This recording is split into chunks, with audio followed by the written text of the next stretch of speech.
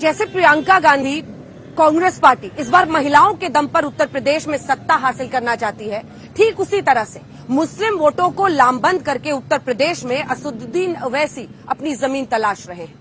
लेकिन ओवैसी की राजनीति खेल बनाने से ज्यादा खेल बिगाड़ने के लिए जानी जाती है। और क्या यही वजह है कि कर्नाटक के वीडियो पर वो उत्तर प्रदेश में ये जानकारी देते हैं कि उस शेरनी से मैंने फोन पर बातचीत की है। अल्पसंख्यकों को अपनी तरफ करने की ओवैसी की ये कोशिश कहां तक सही ठहरेगी, क्योंकि समाजवादी पार्टी के पीछे ही मुस्लिम वोट यहां पर लामबंद दिखाई देता है। कहा जाता है कि मुस्लिम वोटरों के लिए यहां टीना फैक्टर है, यानी देयर इज नो ऑल्टरनेटिव। वो सभी ये जानते हैं कि बीजेपी को हराने वाली अगर कोई पार्टी है तो समाजवादी पार्टी और आरएलडी के गठबंधन के साथ ही उन्हें जाना पड़ेगा। क्या इसी वजह से असदुद्दीन ओवैसी कर्नाटक के उस वायरल वीडियो को बार बार जनता के सामने रख रहे हैं? प्रधानमंत्री, आप राज्यसभा लोकसभा में भाषण दिए, बहुत लंबा छोड़े, हमारे नाम से ही बिकता है ना। इधर समाजवादी हमारा चेहरा दिखाकर डराती, उधर बीजेपी हमारा चेहरा दिखाकर डराती। हम तो सबकी लैला है। तो सुनो अखिलेश यादव, अब वो मामला नहीं रहेगा। अब वो तो पूरी बातें खत्म हो जाएंगी। ना सिर्फ संबल बल्कि इंशाअल्लाह उत्तर प्रदेश में मजलिस इत्तेहादुल मुस्लिमीन एक नई तारीख लिखेगी इंशाअल्लाह ताला। इस बार ओवैसी को पूरा यकीन है कि उत्तर प्रदेश के सियासी आसमान में एआईएमआईएम की पतंग ऊंची उड़ान भरेगी। इस बार लोग उन्हें न सिर्फ सुनने आएंगे बल्कि लखनऊ की लड़ाई में मुसलमान उन पर दांव भी लगाएंगे। ये लड़ाई हिस्सेदारी की है, क्या आप हमारा साथ देंगे? मैं आपसे वादा कर रहा हूँ, ये चुनाव बल्कि जब तक अल्लाह जिंदा रखेगा मुझे, चाहे मुझ पर गोलियां चले, चाकू चले, बम गिरे, कुछ भी हो जाओ, मैं लड़ता रहूंगा आपके लिए इंशाअल्लाह ताला। और हमारे इस भड़काऊ भाषण को फैलाएंगे आप, फेसबुक पर फैलाइए, व्हाट्सएप पर फैलाइए, इंस्टाग्राम पर फैलाइए, दोस्तों में फैलाइए और दुश्मनों में भी फैला दो। यूपी की सियासत में पांव पसारने का काम 5 साल पहले शुरू कर चुके ओवैसी के हाथ इस बार के चुनाव में हिजाब के रूप में एक ऐसा हथियार मिला है जिसकी काट उनके विरोधियों के पास भी नहीं है। हिजाब पर सियासी चढ़ाई में ओवैसी ने पहले से सुलगते विवाद की आग में घी डालने का काम करते हुए लखनऊ की लड़ाई में सबसे भड़काऊ बयान दिया। अब की बार ओवैसी ने जो कुछ कहा उसने चुनावी सीजन में सियासी तापमान को रिकॉर्ड ऊंचाई पर पहुंचा दिया है। हम अपनी बेटियों को इंशाअल्लाह ताला अगर वो ये फैसला करती है कि अब्बा अम्मी मैं हिजाब पहनूंगी, तो अब्बा अम्मी पहने बोलेंगे बेटा पहन, तुझे कौन रोकता हम देखेंगे इंशाअल्लाह। हिजाब निकाब पहनेंगे, कॉलेज को जाएंगे, डॉक्टर भी बनेंगे, कलेक्टर भी बनेंगे, एसडीएम भी बनेंगे, बिजनेसमैन भी बनेंगे। और एक दिन याद रखना तुम कांड की जनता, शायद मैं जिंदा नहीं रहूंगा, तुम देखना एक दिन इस देश की प्रधानमंत्री एक बच्ची हिजाब पहन के प्रधानमंत्री बनेगी। ओवैसी ने अपने इस बयान को खुद ट्वीट किया और देश के सबसे बड़े सूबे की राजनीति को बारूद से भर दिया, जिसमें धमाकों की आवाज दूर तक सुनाई दे रही है।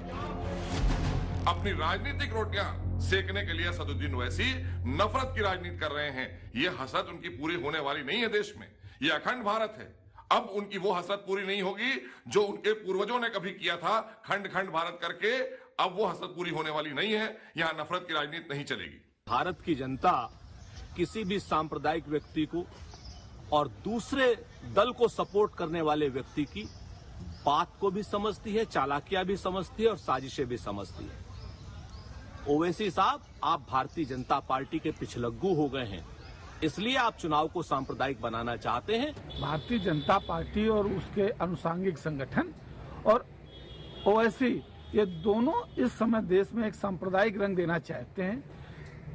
ऐसे मौके में जब उत्तर प्रदेश का चुनाव है और देश और उत्तर प्रदेश की जनता अमन और चैन चाहती है, तब असदुद्दीन ओवैसी का इस तरीके का बयान निश्चित रूप से प्रदेश का माहौल खराब करने की कोशिश करेगा और एक सांप्रदायिक ताकतों को ताकत देने का काम करेगा। उत्तर प्रदेश की राजनीति में ओवैसी को बीजेपी समाजवादी पार्टी की बी टीम कहती है, तो अखिलेश ओवैसी को बीजेपी की बी टीम पुकारते हैं। लेकिन इस बार ओवैसी हिजाब के बहाने ऐसी फील्डिंग सेट कर रहे हैं जिसने अखिलेश को भी बैकफुट पर डाल दिया है। तुमको मेरी दाढ़ी पसंद नहीं है, कोई परवाह नहीं, मैं दाढ़ी छोड़ूंगा। तुमको मेरे सर पर टोपी पसंद नहीं है, मैं टोपी पहनूंगा। तुमको हिजाब पसंद नहीं है, मेरी बेटी पहनेगी। मैं क्या तुम्हारा गुलाम हूँ? ओवैसी उत्तर प्रदेश के चुनाव के दूसरे चरण की सीटों पर ये बातें करते हैं, जहां की अधिकतर सीटों पर मुस्लिम वोटर ही जीत और हार तय करते हैं। ओवैसी इन्हीं लोगों को टारगेट करके कर्नाटक से शुरू हुए हिजाब विवाद को अपनी रैलियों में जमकर उठाते हैं। मैं हिजाब तो हटाने आया हूँ। किसका हिजाब? जो सपा ने हमारी आंखों पर डाल के रखा, जो बीजेपी डर का निकाब डाल चुकी है, मैं उस डर के निकाब को हटाना चाहता हूँ। मगर जो हिजाब और निकाब मेरी बेटी और बहन पहनती है, वो सुबह क़यामत तक पहनती रहेगी।